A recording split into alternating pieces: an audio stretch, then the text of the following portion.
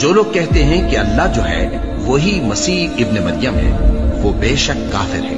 उनसे कह दो कि अगर अल्लाह ईसा इब्न मरियम को और उनकी वालिदा को और जितने लोग जमीन में हैं सबको हलाक करना चाहे तो उसके आगे किसकी पेश चल सकती है।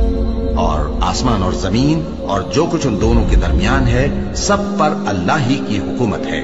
वो जो चाहता है पैदा करता है और अल्लाह हर चीज पर पूरा कादिर है। और यहूद और नसारा कहते हैं कि हम अल्लाह के बेटे और उसके प्यारे हैं।